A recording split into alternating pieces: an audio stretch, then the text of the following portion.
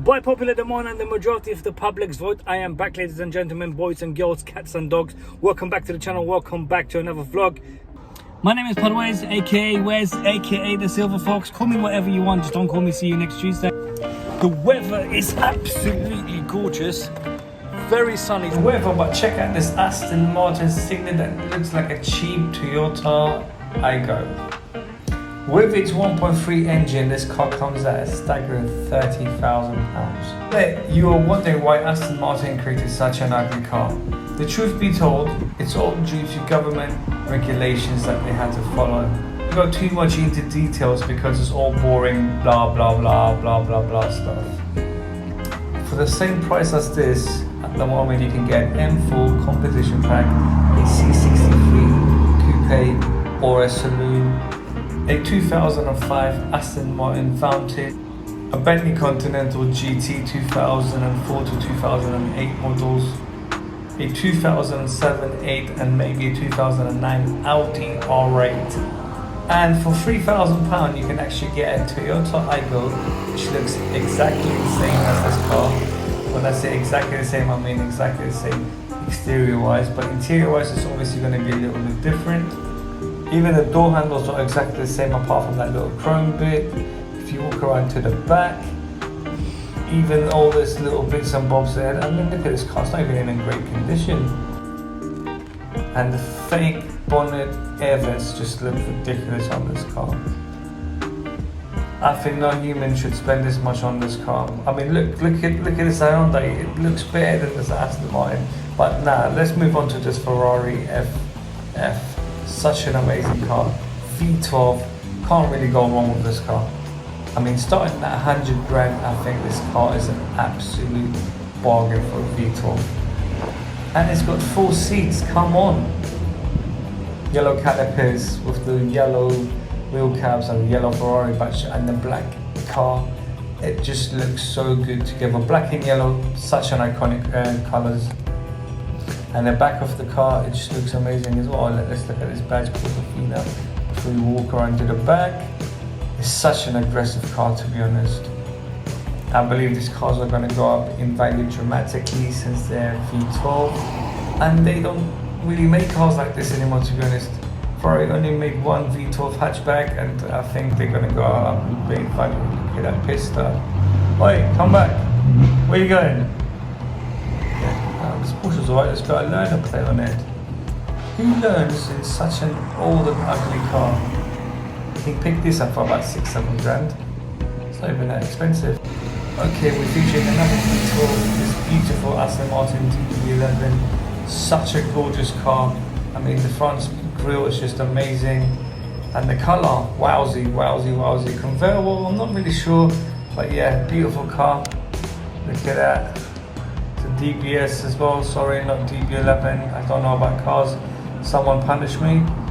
But yeah, this car is such an amazing car. It's got a little bit of a lip spoiler at the back as well, which doesn't really make a difference to the appearance of the car. I think, I think it would be better without it. But yeah, it's just an iconic car. They depreciate quite fast, but this is a V12. I'm not a big fan of Aston Martins. I would be if I was James Bond, so MI5, MI6, if you ever want to make me the next Bond, please, I don't mind driving a Lamborghini. How good does this Lamborghini is looking matte black and the red calipers, black on black. Such an iconic car. Wowsy, best SUV in the world. It's got no competitor. Obviously you can't compete it with the Volvo's Polyland, they're 2 different cars, but when it comes to performance SUVs, this is the #1 car in the world right now. And the matte black and gloss black go so well together, to be honest. I would have never imagined having it in this spec, but I think that whoever's designing this spec, they've done a great job. It definitely needs a wash because the car is filthy. And when it comes to supercars, they have to be clean all the time. You cannot have a supercar that's dirty or even half dirty. And I'm looking around this car, there's literally dirt, dust everywhere. And look at the tips. Yeah, I said tips. I hope you dirty-minded people didn't hear anything else. But look at that, that looks a bit cheap. What has he done to the alloys? He's put little black covers on.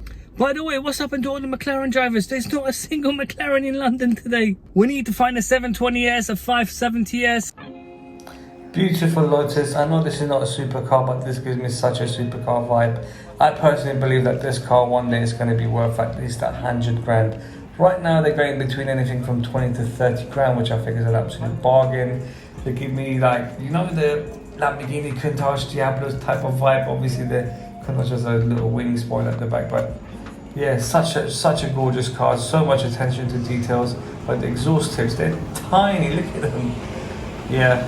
One thing that I personally don't like about the car is the exhaust tips. Guys, this exhaust tips are tiny. Anyways, let's move on. If you have money and you invest into automotive products, I suggest you buy that car and this car as well. This Mercedes is absolutely gorgeous. Parked in front of the G63. I don't know anything about this Mercedes-Benz, but it looks gorgeous. The paintwork looks like it's just come out of the showroom. It's got a wheel lock as well, obviously.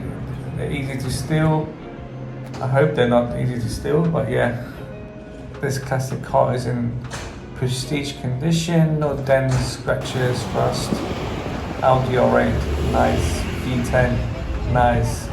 Is it an auto or a manual? If this car is a manual, then it's worth quite a bit. If it's an auto, it's still worth quite a bit, but this car is a game changer.